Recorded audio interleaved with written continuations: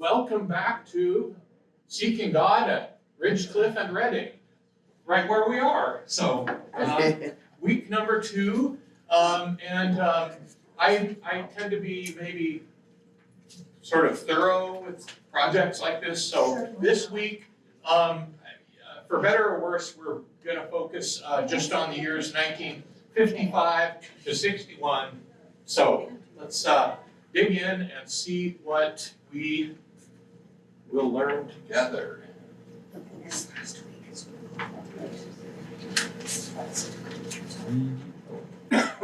Oh, there we go.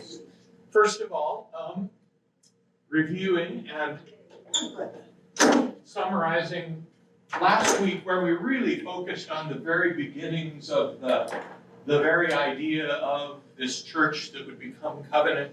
Remember how we talked a little bit about how the early references to the project for a Presbyterian church just kind of called it the Northwest, meaning Northwest Columbus Presbyterian Church. And remember that the church met for a few years at Lane Avenue Theater, then for a time at Tremont Elementary, and then kind of on a different scope, we looked together at the popularity of the very name Covenant Presbyterian Church in the USA. And it turns out there's a whole lot of them, and so we looked at some statistics about that.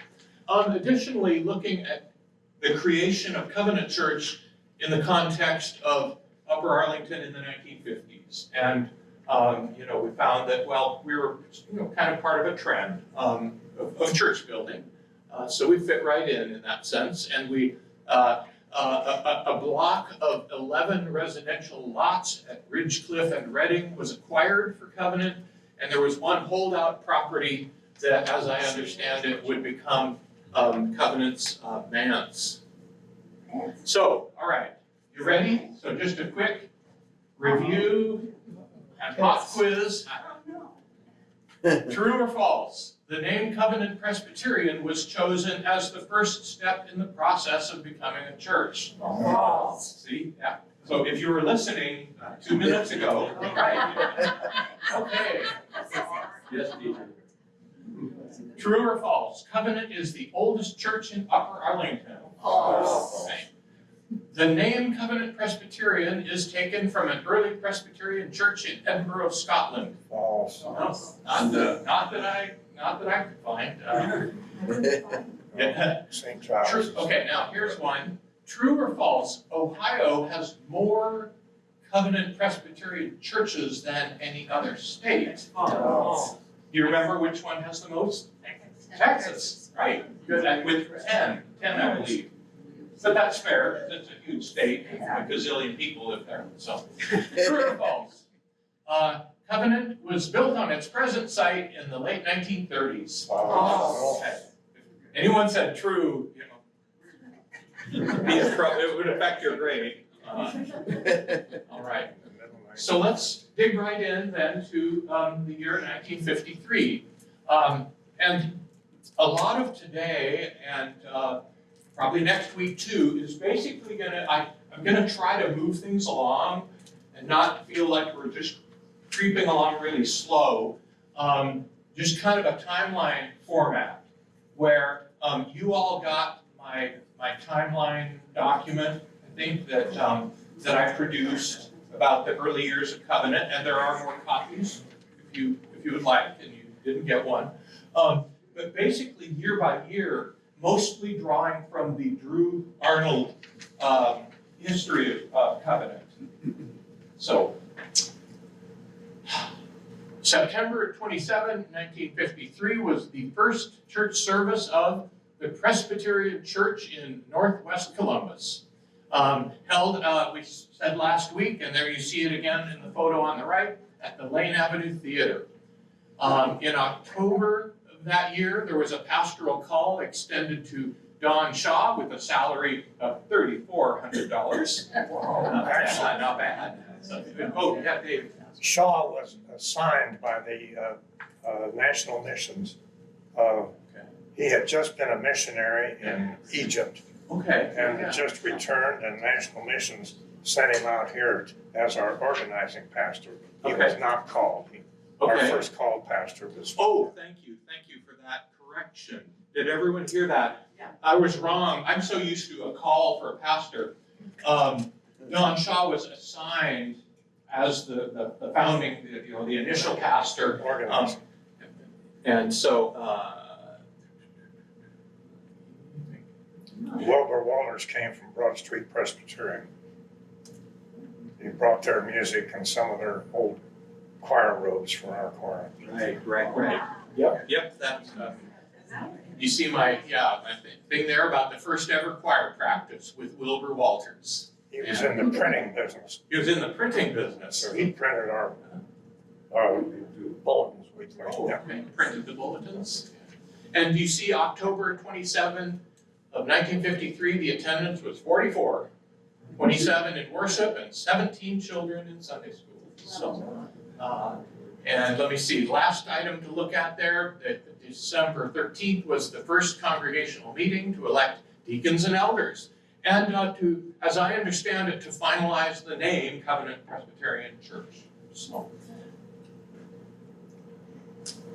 The elders have been ordained at other churches. oh, okay. We inherited the elders. We inherited elders ordained at other churches.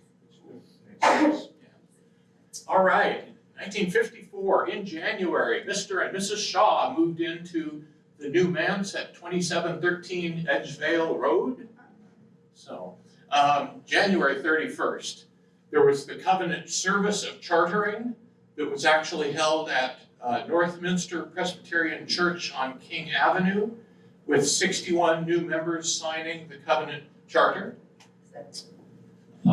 February 17th of 54, the first baptism was performed at Covenant of 10 children. So, I guess lots of children. That's a theme of our time today. May 19th, the first meeting of the Covenant Presbyterian Women's Association. So Janet Carper, the first chairperson. June of 54 is the chartering of the Covenant-based Cub Scout Pack. October, Anna Jo Beeson is appointed church historian. Church members are urged to save memorabilia for the archives. And I kind of hit on that because I would renew Anna Jo's request with you all if you know of interesting historical things that you're not sure what to do with, recycle, trash, or give them to me, yes. So anyway, speaking of memorabilia, remember for your viewing pleasure, we still have the artwork that Jeannie sort of framed and posted nicely for us. In addition, over on the table are other sort of artifacts and mementos that you could have a look at. And notably, Bob Tullett got out the blueprints from the construction phases 1, 2, 3, and 4 laid out, as well as the steeple drawings from what year? 2006. 2006. Oh, you just looked. I did. I saw when I came in. Yeah, That's okay. Mona and I started coming here in 1988, and for a lot of years, it was like, there's no steeples. Where's the steeple? And then 2006, by golly. Yep. Better late than never. Here is just kind of an interesting little drawing that gives you a very early concept. It doesn't translate very well up on the screen there, but this is an early map and floor plan, sort of a picture in the upper right there, a picture of what the church is going to look like that is planned at Reading and Ridgecliff. It's not dated, but you see up here, it does have the name Covenant Presbyterian, so that is known. It's at Reading and Ridgecliff Roads, Upper Arlington, Columbus 21, Ohio. And then, but you kind of get the idea. The chapel, that over there, the chapel, the church school, social hall, right over there. So we've $95,000. yeah, $95,000. Not bad.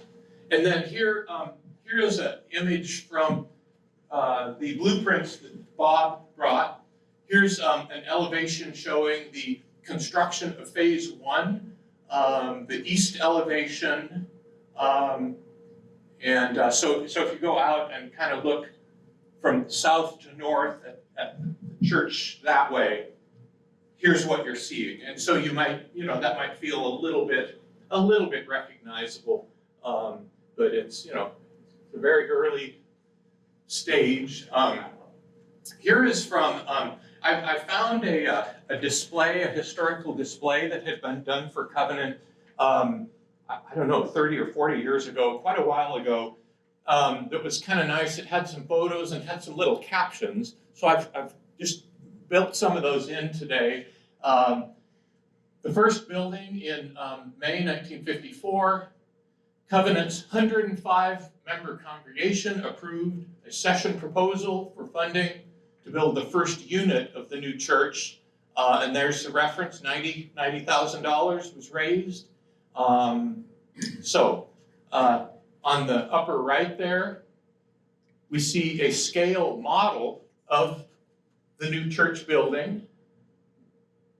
And the model, which was constructed in August 1955 by Reverend Don Shaw, the organizing pastor.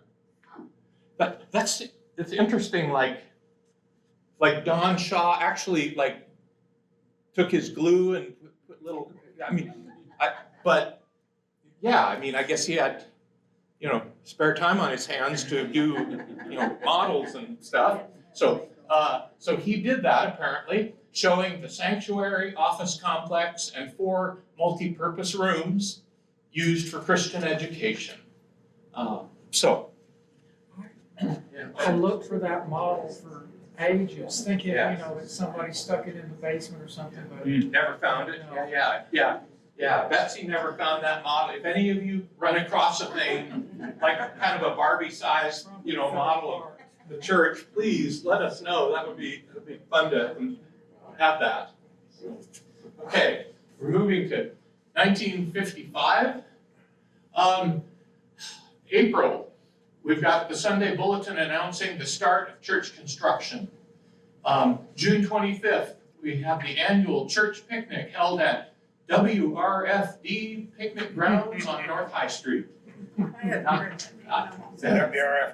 stood for What Rural Folks Desire. What rural folks desire. It was run by the Farm Bureau. The Farm Bureau. Wow. Wow, nice, thank you. That, I did not know that. August 1st, needed to discontinue meeting at Lane Avenue Theater, but the UA School Board approved our use of Tremont Elementary School. And at that point, weekly church plus church school was around 250. So September 11th was the official groundbreaking for the first unit of the church that was projected to be some 5,000 square feet. And again, sort of this portion over involving the chapel choir room, that wing of the church, roughly speaking. November 6th, this was the ceremony of laying of the cornerstone of the Covenant Chapel. Tim Armstrong was the architect. Tim Armstrong was the architect. Didn't know that.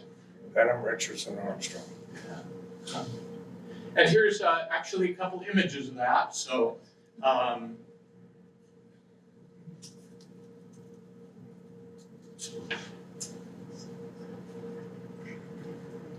I guess that would be Don Shaw on the right, sort of, prayer and sort of digging the first shovelful in the groundbreaking there. So kind of a neat image. David Kieran says I need to comment on the flag and how there were only 48 stars on that flag, because they're all lined up. Oh, so nice, all right. set, we have them now. Yep.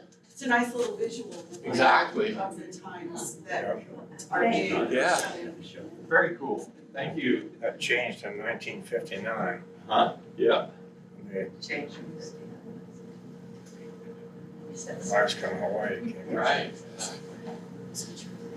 And here's just another image, church construction underway in late 1955.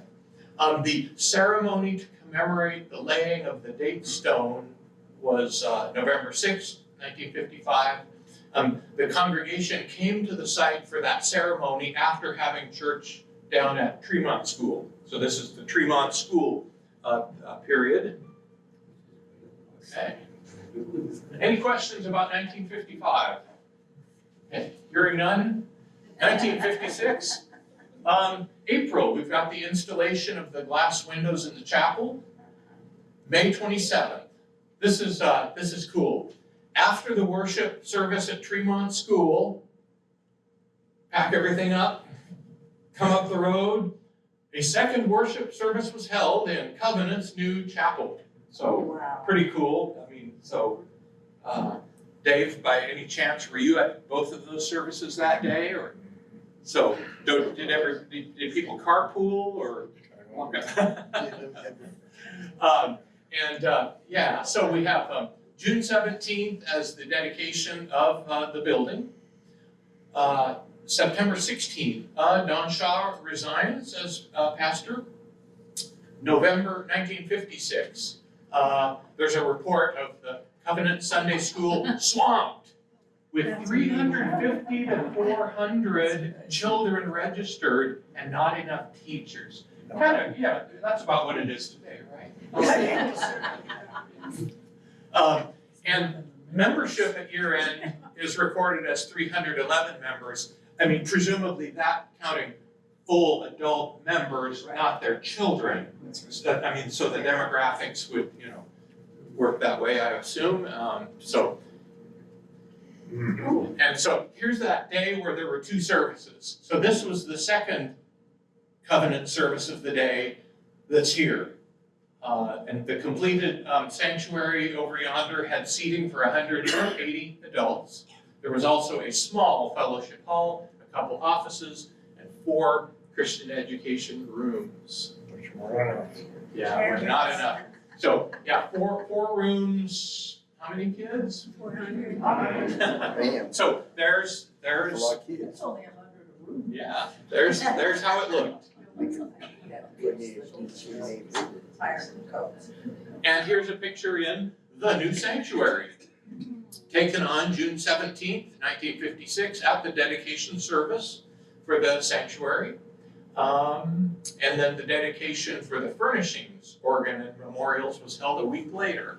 So, kind of a neat Dave, I image. believe that right there is from the old sanctuary. That's what, the lectern? Yeah, This? yeah. Really? They refurbished it when they tore down they tore down the chapel, Oh. and that's what it is. This is from, You can see. And that little thing, there's some other stuff floating around like. There, oh my it gosh. wasn't torn down, it was just partitioned, yeah. Yeah. Oh, yeah. Well, thanks for pointing this. Yeah, anytime you see something go on like that. Yeah, well, any nicely made wooden thing in the church, I kind of think of. Well, they didn't build it. Yeah, okay. He just Okay. remodeled this it one. so you could use it here. Right, well, the wheels are nice. So you can take it on the road. Take it outside. So shortly after completion of the new building in 1956, Sunday attendance increased to over 200. And Covenant began having 2 identical worship services and education hours. Just shift 1, shift 2. How about that? As I understand it, then modifications for seating were made in 1959, and a new building committee formed in 1960. So the key word for our years we're looking at today is growth. So it's fair to say there's sort of a baby boom in UA, and here's just this nice image I found of a well-attended Sunday school in 1956. Okay. Moving on to 1957. January 27th, we had the ordination and installation of elders, deacons, and trustees, including Covenant's first elected women elders. Hooray! Marcia Harrell, Janet Carper, Elaine Hobart, I don't. It was just about that time that PCUSA authorized women. Yeah. Right. They were among the very first. And March 3rd that year, pastor candidate Don Swinburne visits Covenant, preaches and receives our call. His first Sunday then being here as pastor was April 28th. And that's kind of as I look through the history, I kind of look for little tidbits of the kind of mission and ministry that's going on, and selectively pulling out. So I noted that we had the One Great Hour of Sharing in 1957 with proceeds to Hong Kong, Korea, and the Far East. Dave, did you want to comment? Well, on Swinburne's call, Yes? was our first called pastor. We formed a PNC, as you would, nominating committee. Just about that time, the National Church's Department of Ministerial Relations was formed, and Bob Hamilton's uncle, Howard Hamilton, who was very active at Indianola Presbyterian, and he was a dean at Ohio State University also. But he was the first head of the Department of Ministerial Relations for them, but he did not want to move to headquarters in New York. So they allowed him to set up his office here in Columbus. So all we had to do was go visit Howard, and we were supposed to get portfolios of a number of prospects, Okay, yes. pastors that had their resumes in circulation. And we get there and he hands us one.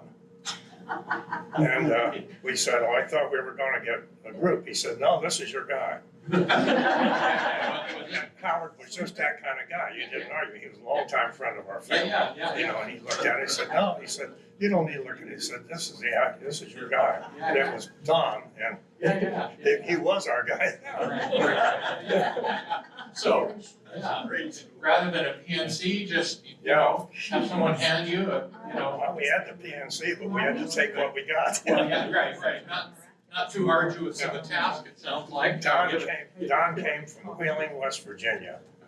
He came out of Vance Memorial Presbyterian in Wheeling, and he had gone to Pittsburgh Seminary, and I think this was his first call. Okay. But he was full of enthusiasm, and we had a tiger by the tail here, so he was the guy for it, right? Right.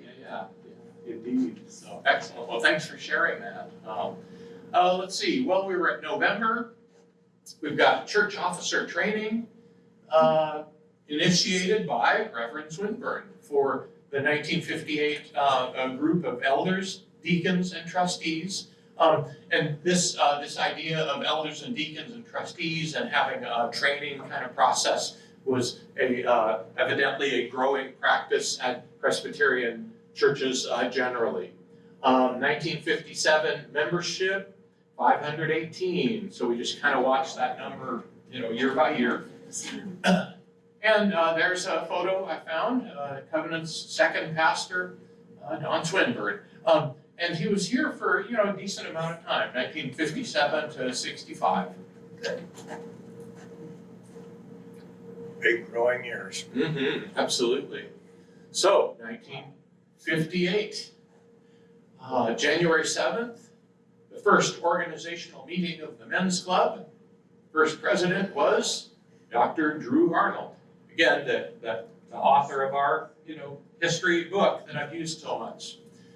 We have the inauguration of the Women's Association into 10 circles, named after the noble women of the Bible, which they are, aren't they? I read that, I thought, oh yeah.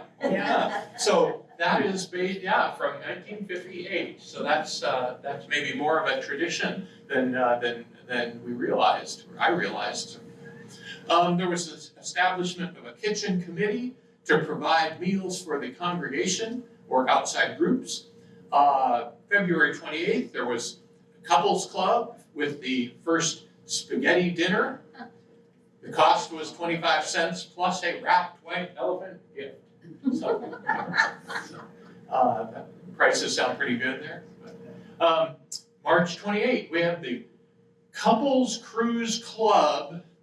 The Variety Boat Show was an evening of colossal entertainment. That's from Drew Arnold. So I don't know, if Dave, I don't know, do you remember the colossal entertainment by chance?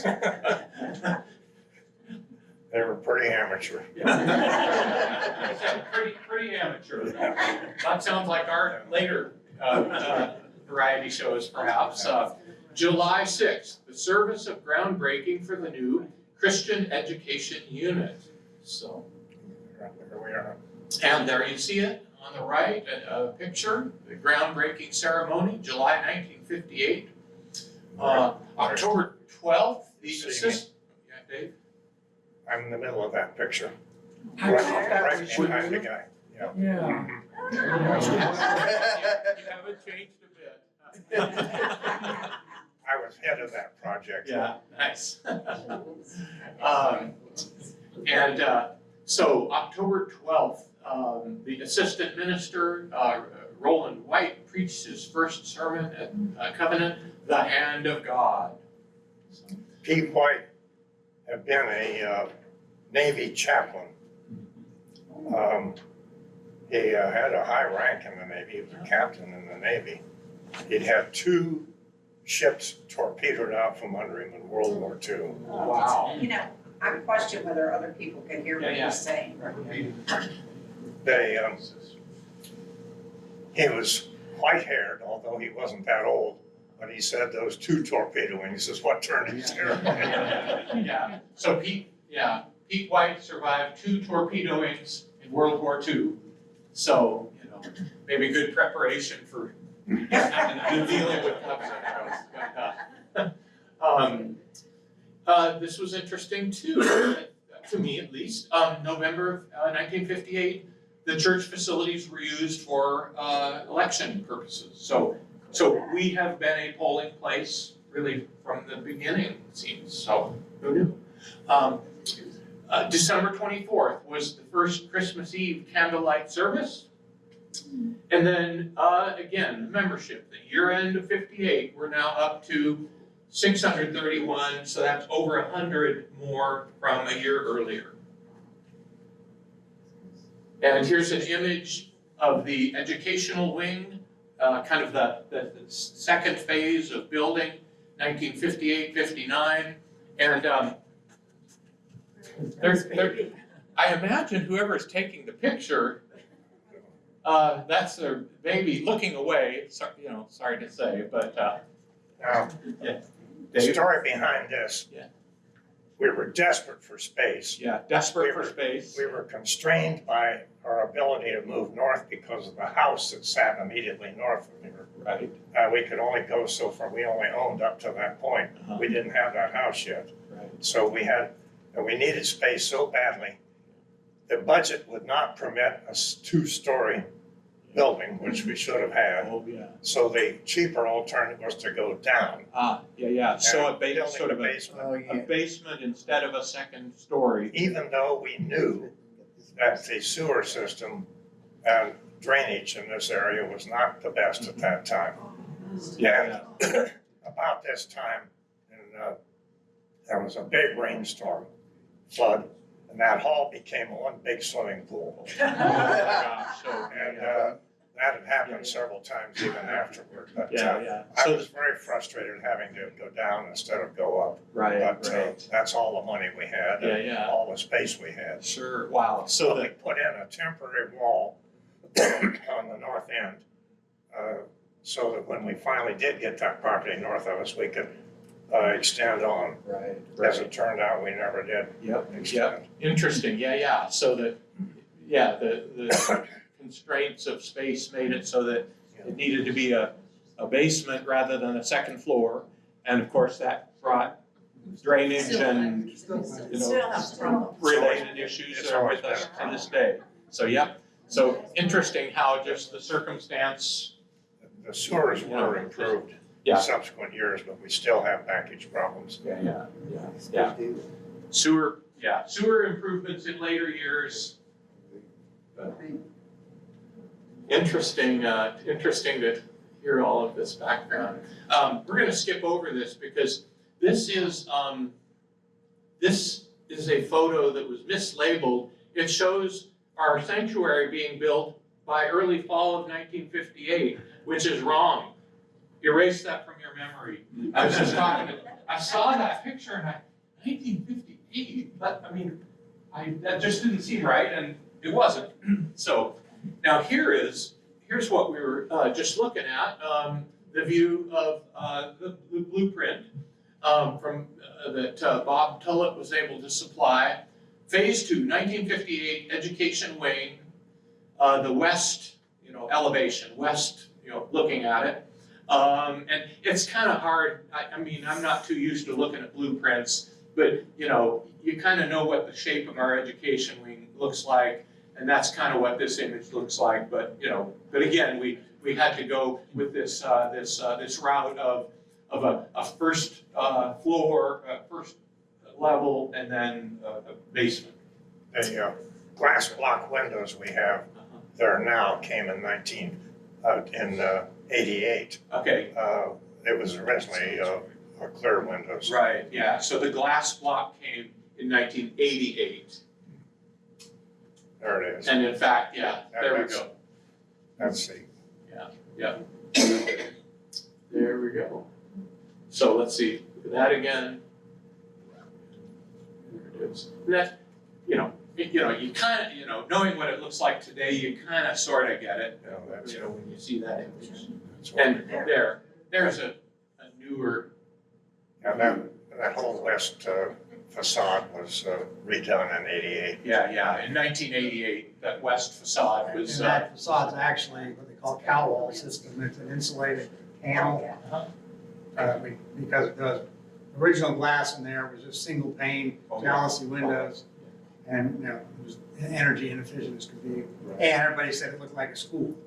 So this was done to make it look more like a church. sure, so, And there's a cross pattern in at least one of those sections that, actually it's the one on the right, it's hard to see with the reflections. right, But, yeah. but yeah, those are insulated panels now. Yeah, insulated panels there as of 1988, which is a lot better, of course. So yeah, so neat to see these things kind of evolve over the years. All right, we're ready for 1959. Let's see, February, Oh, the formation of the bowling league. I So was in the bowling league. who all was in the bowling league? I wasn't in the original one, but I was in the bowling league. Well, okay, well, all right, not too many. Roland Pete White was promoted with a call to be associate minister, and then was installed as associate pastor on October 11th, 1959. 1959, July, the weekly coffee hour was started in Fellowship Hall. I read that, and I don't know, I wonder if that is the thing that has become men's coffee all these decades later. I mean, the starting of coffee hour, I don't know. Dave, any insights about the coffee? Yeah, that seems reasonable enough. August 13 was the first annual picnic for church members at Geneva Hills. So those were neat while it lasted. Anybody know how long that lasted until? It was an annual picnic? I think Mona and I went to one Yes. about 1990 Yes. or something. I don't know that we took the girls, so. Right. Geneva Hills was just in development at that time. Pete White was the first chairman of the Presbyterian Campsite Committee, and he turned it over to me. By this time, I was heading the Geneva Hills project for the Presbytery. And so we had that resource until Bob Tannehill took it over much later. Right, I remember that, yeah. But I'm trying to remember where picnics occurred. They really didn't. Yeah, right. Yeah, I don't remember them much. I remember after a that, church yeah. picnic at the river on the other side. Yeah, And that I was, can remember I that. think I was pregnant, which I was for a number of years. Probably 1975 or something, so. yeah. So that was a church picnic, like across Fishinger, right over Yeah, there, okay, yeah, on that side of the lake, so. We would have men's club picnics, but we would do those up at my parents' house on the river, on Olentangy River Road. Yeah, I went to one of those. Yeah, I remember those. We used to- Yeah, well, so in other words, quite a history of socializing and eating. So that's, all right, so year end is 1959, Covenant's membership is 893. So another big jump in just a year. So things are happening around here. Here's a couple of photos actually of Pete White, associate pastor. And again, he was here quite a while, 1959 to 71. So he gets two pictures. So some of us remember Myrna Dupler. Yeah. Oh, my goodness. So Pete White makes a call on Myrna Dupler in 1960. Pretty you know, cool. Myrna went with us to on our summer times at Geneva Hills. She was a very loyal member of that group. Neat, yeah. Myrna went to Geneva Hills as part of the group that did that for many years. Neat. He married Sandy and I in June of '70. Really? Awesome. Nice. He actually married my daughter in '87. Oh, okay. Yeah, so he was still around. He lived right across the street from us, Okay, but he Yeah, was in I retired remember status. Pete White in the early '80s. He was here, so he came back, I guess. No, he stayed here. He's here. Yeah, he just so he was really pastor emeritus and still on staff much later than '71. Oh, that's really neat to hear, because, with Mona and me getting here in 1988, there's, a whole bunch of this that we don't know about, but it's nice to hear that stuff. 1960, May, the Covenant Kitchen is so busy that a solicitation went out for food purchasing agent, food preparation assistant, assistant dining room supervisor, and assistant personnel director. It's kind of like, Positions. A lot of assistants, yeah. it's kind of like Nan and the peanut brittle. Wow. But I just, you read stuff like that and you think, wow, that must have been quite a time at Covenant. And I enjoyed this one. July 10th, the summer practice of coats off for the men in the sanctuary took effect because of the lack of air conditioning. So, yeah, I think most weeks are coats off for most of us now, and I think. You would never think of going to church without coat and tie. Yep, right, yeah, coat and tie was sort of obligatory. When I was growing up too. Fortunately, it was strange, my mother was always a church organist, mostly in Methodist churches. And there were some years there where she and my dad would kind of drag my sister and me to go to church. And we always pretty resistant to it and stuff. And the like wearing a tie part, that was part of what really was a deal breaker for us. But we, I don't know. We made it through with our faith intact, or September 1960, the Covenant softball team, the Angels, nothing presumptuous there, won the 1960 championship of the UA Old Timers Church League. So UA was founded in 1918. So I don't know how old timey we're talking about, but well, look at that. Year-end 1960 membership, is surpassing 1,000 for the first time. 1961. This first one, again, it's the Drew Arnold history that is full of interesting surprises, I guess you could say. Matilda, the missionary mannequin, guarded the lobby of the Christian Ed Wing, dressed in the bright garb of various missionary countries, changing from week to week. So it's like sending aid to Mexico, put on a sombrero on, or sending aid to, wherever. Anyone here remember Matilda?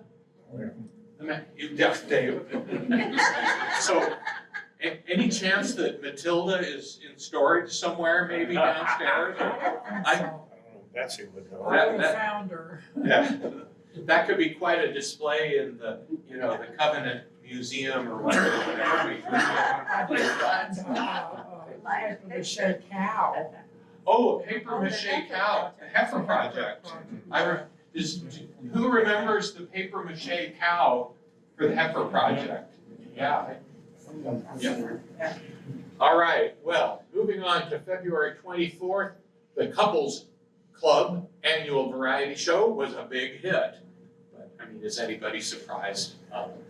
And then in May of '61, Mr. Jack Six comes as Minister of Christian Education. May 21st, the Covenant choirs, look at that, senior choir, junior choir, Westminster choir, and cherub choir. I'm guessing cherub is kids. Senior, junior, Westminster, anybody have insight about the early choirs? And I would think that maybe the Westminster was sort of a privileged group or kind of a special something, because any group named after something in England is probably sort of special. But needless to say, lots of musical activities going on. October 1961, the Deacons Board increased by 100%, from 15 to 30. And then apparently the original size of the Board of Deacons had been 9 deacons. And now it is 24? I'm on it, I should know. It's approximately 24. 20 or, yeah, so it's smaller now, but we do a lot. November 15th was a major congregational dinner for us all to review and discuss the full plans of the architect and building committee and to vote on the financial goal for the final covenant building project, i.e. that over there. That and this. Yeah. And this. Yep. Fellowship hall. Yep. So, right, at the end of '61, the membership is 1,131, up another 100 from the year before. And here's another image of crowded Christians, children, youth, and adults moving through the halls on Sunday mornings in 1961. So, Picture on the right is earlier than that. yeah. We saw that before. I think I did have that in another Yeah, slide. that was the 50. Yeah.